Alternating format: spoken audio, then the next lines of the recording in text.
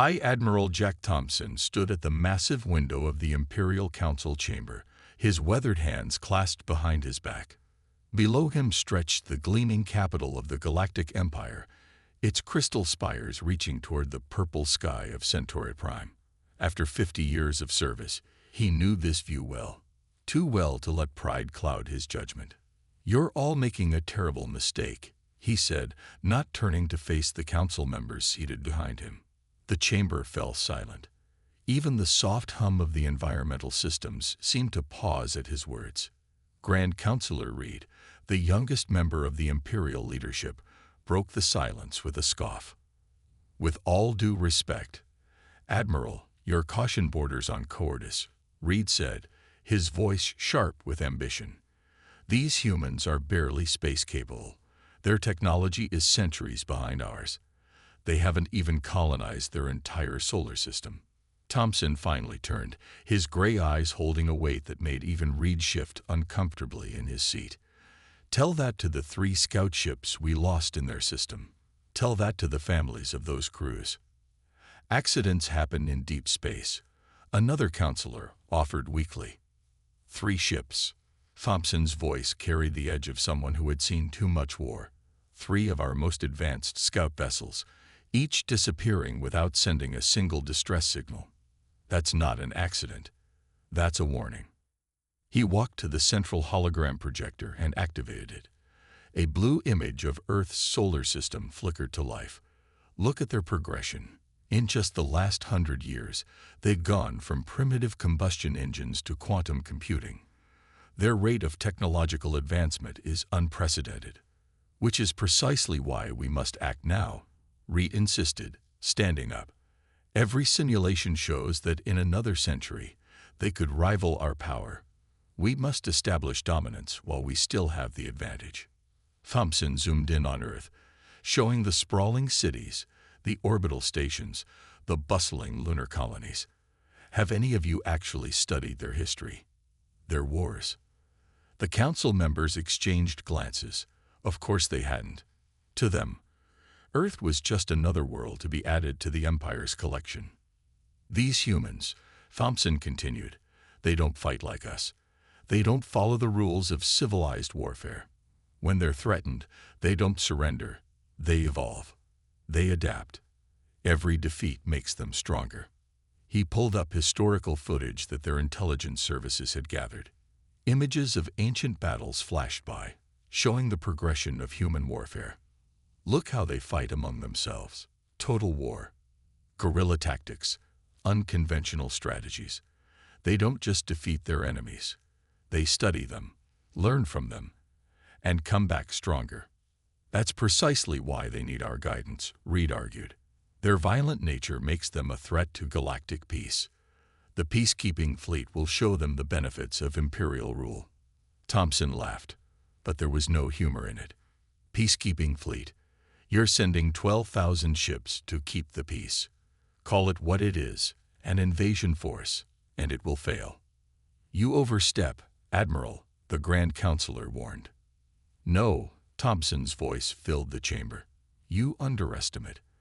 I've spent my life studying emerging civilizations. The humans are different.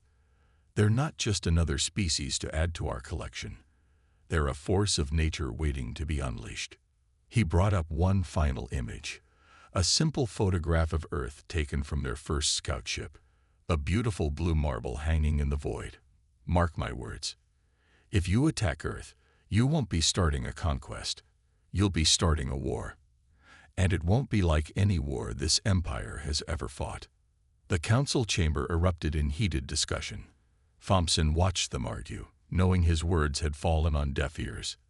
The empire had grown too comfortable in its power, too certain of its superiority. As he left the chamber, his aide approached him. "Sir, what will you do now?" Thompson looked back at the bickering council one last time. "Prepare for the storm, boy. Humanity is about to teach the galaxy a lesson in humility." Behind him, the council voted to approve the invasion fleet.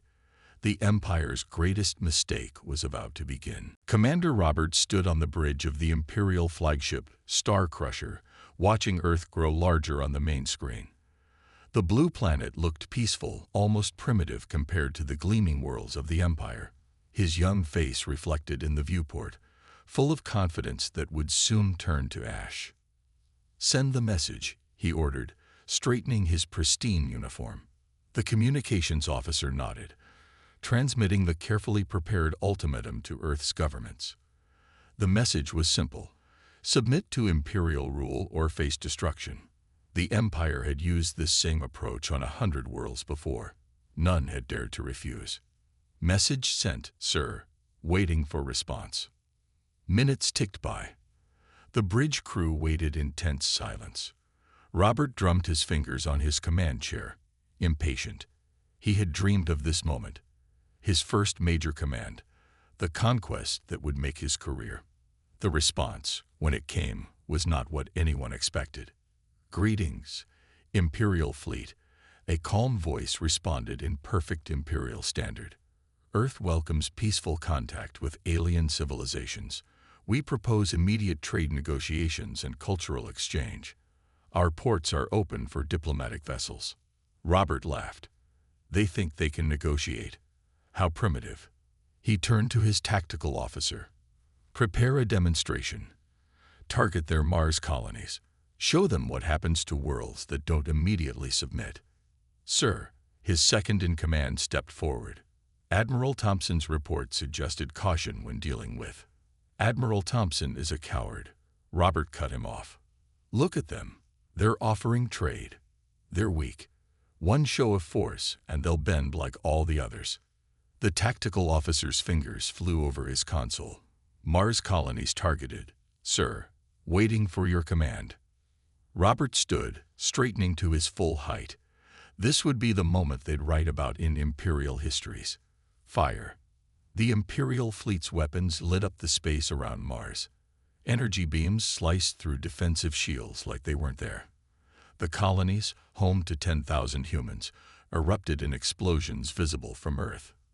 "Excellent," Robert smiled. "Now send another message. Tell them." "Sir," the sensor officer's voice cracked with alarm. Multiple signatures appearing around Earth. Robert turned back to the main screen. His confident smile faded as he watched hundreds, no, thousands of ships emerge from hidden bases on Earth's moon, rising from underground bunkers, and decloaking in orbit. "Impossible," he whispered. "Their technology shouldn't be." "Sir, we're being hailed." The same calm voice from before spoke, but now it carried an edge of cold fury. "Imperial Fleet, you were offered peace. You chose war. Remember this moment. Remember that you started this, and remember that we gave you a chance to walk away." "Battle stations," Robert shouted, but it was too late. The human ships moved with impossible speed and coordination. They didn't fight like any fleet Robert had ever seen. Small ships darted between Imperial vessels, striking with precision. Larger craft appeared out of nowhere, using technology that shouldn't exist on a primitive world. "Sir, we've lost contact with Beta Squadron. Delta and Gamma Squadrons report heavy damage. They're inside our formation." Robert watched in horror as his carefully arranged fleet fell into chaos. The humans weren't following any known combat doctrine. Their ships fought like a swarm of angry insects, each seemingly independent yet part of a greater whole. "Fall back," he ordered. "Regroup at." A human vessel appeared directly in front of the Star Crusher, somehow bypassing all their defenses. It was smaller than the Imperial flagship, but bristling with weapons Robert didn't recognize. "Sir," his communications officer's voice shook. "The humans are broadcasting on all frequencies. They're telling everyone to run." Robert stared at the screen, finally understanding what Admiral Thompson had tried to warn them about. These weren't the actions of a primitive species. This was the response of a race that had spent its entire history preparing for war, hiding its true strength, waiting for the right moment. As his fleet crumbled around him, Robert realized the Empire hadn't started a conquest. They had awakened a sleeping giant, And now the galaxy would pay the price. The Imperial High Command Center was in chaos. Holographic displays showed the unthinkable. An entire Imperial fleet in retreat, scattered by the supposedly primitive humans. Admiral Thompson watched from the shadows as his former colleagues scrambled to understand what had gone wrong. "Replay the battle footage," General Mills demanded, his face pale under the blue glow of the holographic displays. "Focus on their attack patterns." The scene played out again, human ships performing maneuvers that defied Imperial military doctrine. Small fighters dove through gaps in Imperial formations that shouldn't have existed. Larger vessels appeared and disappeared at will, using some kind of advanced cloaking technology that the Empire's sensors couldn't detect. "How?" someone whispered. "How did they hide all this?" Thompson stepped forward, his boots clicking on the polished floor. "They didn't hide it. You just didn't look properly." All eyes turned to him. The same council members who had dismissed his warnings now stared with a mixture of fear and desperate hope for answers. "Their entire history is warfare," Thompson continued, pointing to the display. "Look at how they fight. Each ship acts independently, but coordinates perfectly with the others. No central command structure to disrupt. No rigid formations to break." On the screen, a human vessel the size of a small transport somehow disabled an Imperial cruiser 10 times its size. The smaller ship had deliberately let itself be hit, using the impact to slide along the cruiser's hull and plant explosive charges at critical points. "That's suicide tactics," General Mills exclaimed. "No civilized species would." "Exactly," Thompson cut him off. "No civilized species would. But humans? They've perfected the art of asymmetrical warfare. They don't fight to show their superiority. They fight to win." Another replay showed human ships using the debris from destroyed vessels as cover, turning the Empire's own wreckage into a weapon. They'd somehow predicted exactly how Imperial shields would react to different types of impacts. "They weren't just hiding their technology," Thompson explained. "They were studying us. Every scout ship we sent, every diplomatic mission. They were learning our weaknesses." The room fell silent as a new report came in. The humans had launched a counterattack, not against military targets, but against the Empire's automated mining operations in nearby systems. Critical supply lines were being severed with surgical precision. "Sir," a young officer burst into the room. "We're getting reports. The humans are broadcasting their combat footage across all Imperial channels." Thompson allowed himself a grim smile. "Of course they are. They're showing the galaxy that the Empire can bleed." The council members watched in horror as scenes from the battle spread across Imperial space. The mighty Empire, brought low by a species they dismissed as primitive. Their perfect record of conquest, shattered in a single day. "We have to respond with overwhelming force," General Mills insisted. "Show them the true power of the Empire." "You still don't understand," Thompson said quietly. "This isn't a battle for territory or resources. The humans aren't fighting to defend themselves anymore. You attacked their colonies, killed their people. Now they're fighting for revenge." As if to prove his point, another alert sounded. Human ships had been detected near 3 more Imperial systems. They weren't massing for attack. They were spreading out, forcing the Empire to divide its forces. "They've studied every war in their history," Thompson continued. "They know exactly how to fight a superior force. Hit and run. Disrupt supply lines. Spread propaganda. Demoralize the enemy. They're not trying to defeat our military." He paused, letting the realization sink in. "They're trying to collapse our entire empire." On the screens, more human ships appeared in dozens of systems. Each one broadcast the same message. "You can surrender, or you can run. Either way, the empire as you know it ends today." Thompson watched his colleagues' faces as they finally understood the true nature of their mistake. They hadn't started a war against a primitive species. They had attacked a civilization that had spent its entire existence preparing for this moment. And now, The galaxy would never be the same. The Imperial officer watched in horror through his ship's viewport as the human vessel deliberately activated its faster-than-light drive too close to his cruiser. Physics itself seemed to tear apart as space worked around them. The resulting gravitational shockwave ripped 3 Imperial ships to pieces. "Another suicide jump," he shouted. "How can they keep doing this?" But there was no suicide involved. As his sensors cleared, he saw the human ship reappear safely half a system away. The Empire's scientists had always said such precise FTL jumps were impossible. The humans were proving a lot of things impossible lately. In the 2 weeks since the war began, the Empire had lost more ships than in the last century of conquests. The humans called it Operation Thunder. The Empire called it a nightmare. On the Imperial capital, the war room had become Admiral Thompson's permanent residence. He watched the tactical displays with a mix of fascination and dread as human forces rewrote the rules of space combat. "Look at this," he pointed to a recording of their latest defeat. "The humans are using civilian mining ships retrofitted with military gear. Their pilots are flying cargo haulers into battle." General Mills rubbed his tired eyes. "But why? They have warships. We've seen them." "Because we don't expect it," Thompson explained. "Our targeting systems are programmed to prioritize military threats. These converted civilian ships slip right through our defense grids."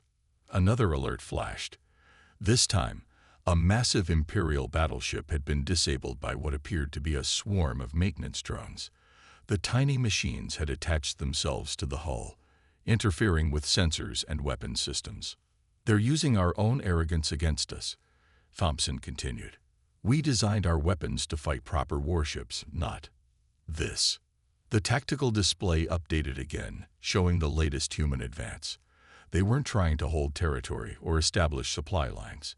Instead, their ships appeared randomly throughout Imperial space, struck critical targets, and vanished. "Sir," a young analyst rushed in. "We've decoded part of the humans' combat communications." "Finally, some good news," Mills said. "What are their orders?" The analyst looked uncomfortable. "That's just it, sir. They're sharing recipes." "What?" "And jokes, sports scores, personal messages. We can't find any actual tactical communications." Thompson laughed, a hollow sound. "Because there aren't any. Each ship captain has full autonomy. They know their objectives and are free to achieve them however they can. There's no central command to disrupt." On the main screen, another battle unfolded. A human destroyer charged straight at an Imperial defense line. The Empire's ships fired, expecting it to dodge. Instead, the destroyer's hull split open like a blooming flower, revealing smaller ships that scattered in all directions. "They're innovating faster than we can adapt," Thompson said. "Every tactic we develop, they counter within hours. They're treating this war like a game," Mills finished. "They're enjoying this." A new message arrived from the front lines. The humans had begun broadcasting on Imperial frequencies again. Not threats this time, but music. Ancient war songs from Earth's history played across space, timed perfectly with their attacks. "They're not just fighting a war," Thompson realized. "They're putting on a show, demonstrating their superiority to every species in the Empire." The tactical display lit up with new contacts. An Imperial supply fleet had just been ambushed. The ships weren't destroyed, just disabled and stripped of their cargo. The humans were learning, adapting their tactics to maximize gain while minimizing losses. "Sir," the analyst returned, "intelligence suggests the humans are sharing their technology with some of our subjected species." Thompson nodded grimly. "Of course they are. They're not just trying to defeat us militarily. They're undermining the very foundation of the Empire." Outside the war room's windows, the capital's legendary sunset painted the sky purple. Somewhere out there, human ships were probably already in position, watching, waiting. "We thought we were starting a simple conquest," Thompson said quietly. "Instead, we've sparked a revolution. And the humans, The humans are teaching the galaxy how to fight back. The music continued to play across Imperial frequencies, a reminder that humanity wasn't just winning the war. They were changing the way wars would be fought forever. Grand Admiral Pierce stood before the Empire's largest fleet ever assembled. 20,000 warships gathered from every corner of Imperial space. This was it, the final push to crush the human menace. Today, we show these primitives the true might of the Empire. His voice boomed across all channels.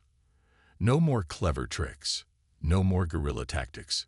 Pure, overwhelming force. In his private quarters, Admiral Thompson watched the fleet's departure. He'd been removed from the War Council for his defeatist attitude, but they still couldn't strip his access to military feeds. As he observed the massive armada, he noticed his hands were shaking. "They still don't understand," he whispered to his empty room. The Imperial fleet arrived at the edge of human space 3 days later.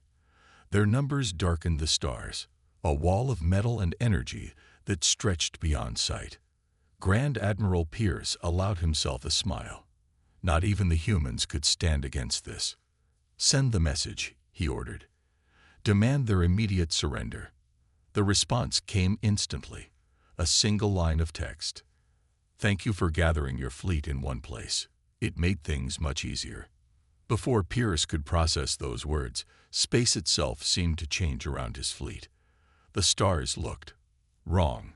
Ships at the edges of the formation began reporting equipment failures. "Sir," his sensor officer shouted, "we're detecting massive energy readings.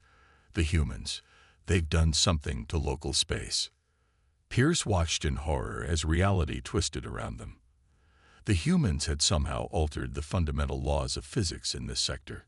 Ships trying to flee found their faster-than-light drives useless. Energy weapons dispersed harmlessly into the warped space. Then the human fleet appeared. Not thousands of ships this time, just hundreds, but they were unlike anything the Empire had ever seen. Massive vessels that seemed to be made of shifting metal, smaller craft that phased in and out of reality, weapons that ignored shields completely. "Impossible," Pierce breathed. They were hiding this level of technology. The battle, if it could be called that, was over in hours.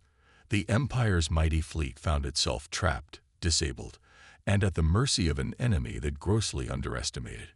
Back on the capital, Thompson watched the feeds with grim satisfaction as Pierce's fleet surrendered. But something caught his eye, strange patterns in the debris field. He enhanced the image and felt his blood run cold. "My God," he whispered. They weren't hiding their technology. They developed it during the war. The evidence was there in the wreckage. The humans had adapted and improved their weapons with each battle. Their ships showed signs of ongoing modification, transformation. They weren't just fighting the war. They were using it as a laboratory. New reports flooded in. The humans had released their wartime technological advances to their growing list of allies. Former Imperial subject worlds were rising up, armed with weapons that could match their former masters. In the Imperial Palace, the Council gathered for an emergency session. The holographic displays showed the extent of their disaster. Supply lines cut, communications disrupted, entire sectors declaring independence. "How?" one counselor demanded. "How did they advance so quickly?" Thompson, attending remotely, finally understood. Because this is what humans do. They don't just adapt to overcome challenges. They thrive on them. We didn't just give them a reason to fight. We gave them motivation to push their technology to its limits. On his screen, another human fleet appeared near the Imperial capital.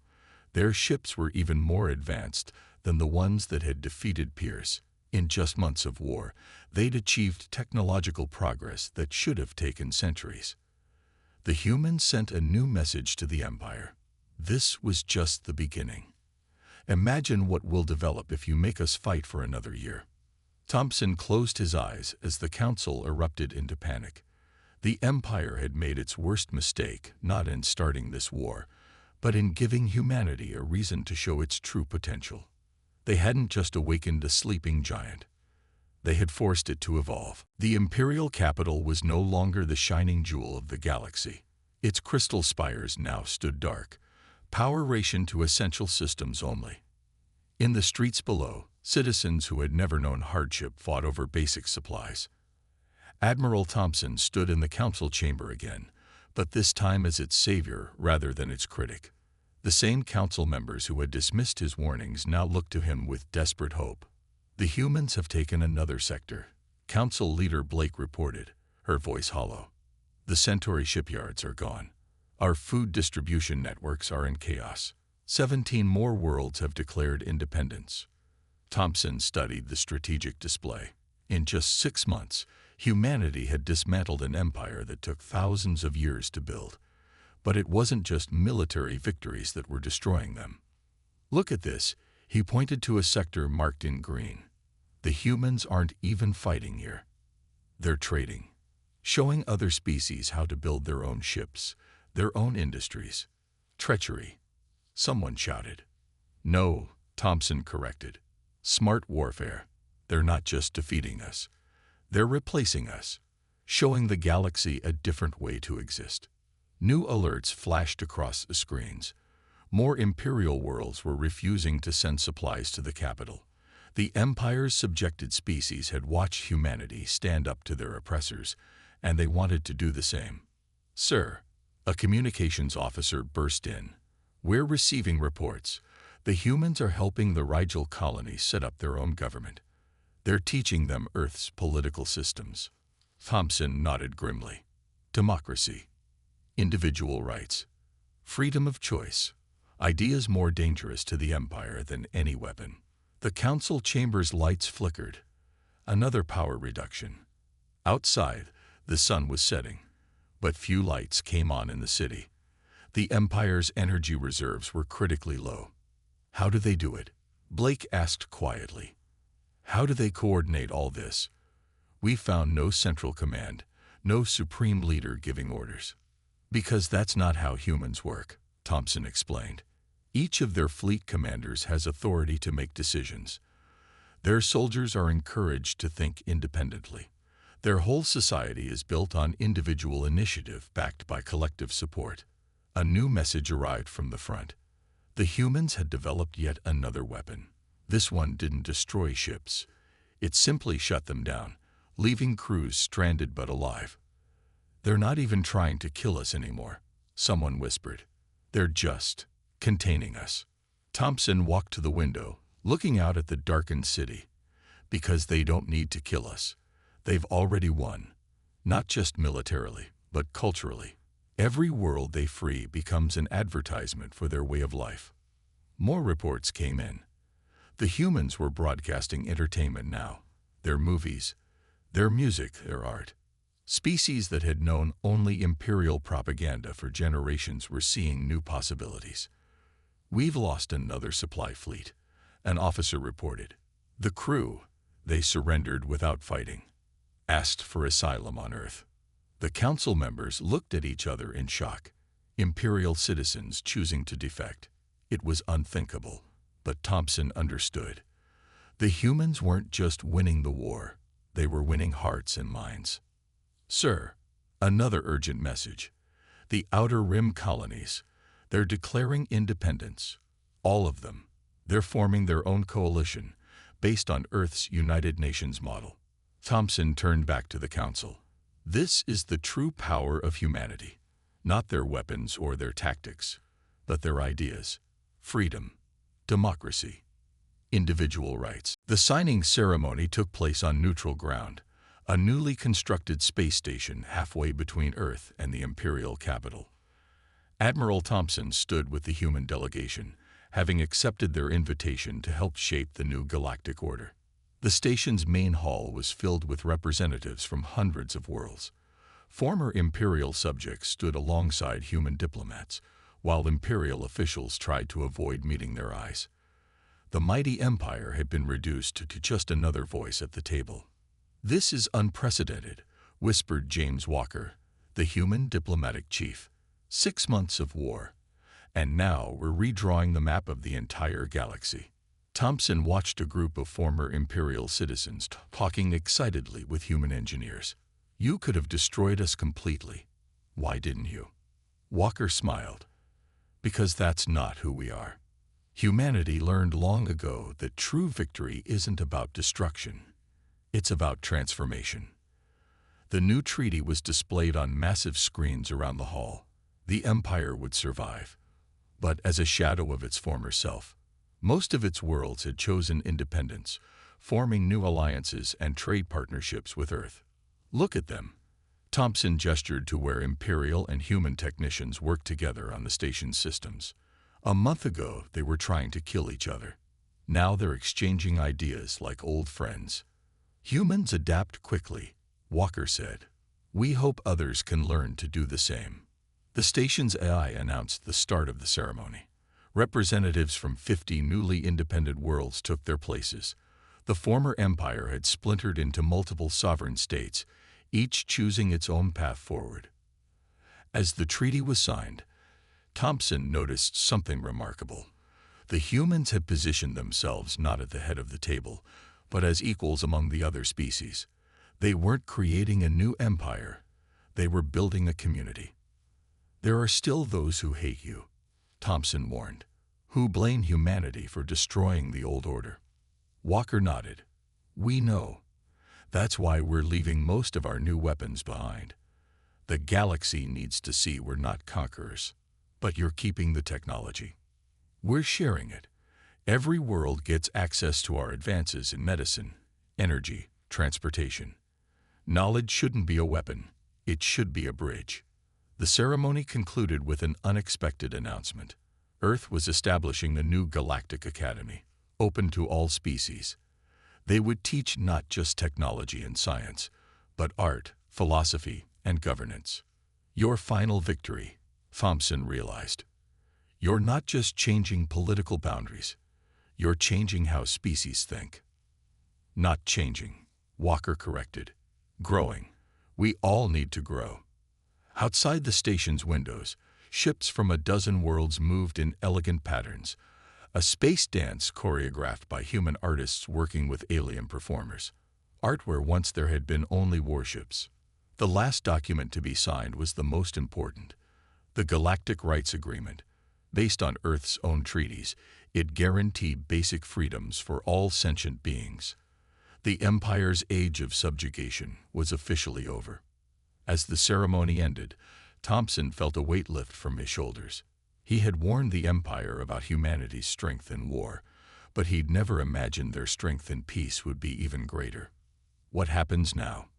He asked Walker. Now we explore together. There's a whole universe out there, and we've spent too long fighting instead of discovering. A human ship passed by the window, its new design incorporating elements of Imperial technology. Beside it flew vessels from newly independent worlds, each displaying their own unique characteristics. One last question, Thompson said. What will you do if someone else tries to build an empire? If they threaten this peace you've created? Walker's expression turned serious. Then we'll do what humanity has always done. We'll stand against tyranny. And this time, we won't stand alone. The station's lights dimmed, signaling the end of the historic day.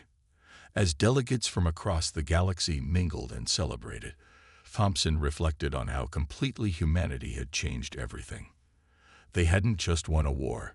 They hadn't just dismantled an empire. They had shown the galaxy a new way to exist. And that was their greatest victory of all.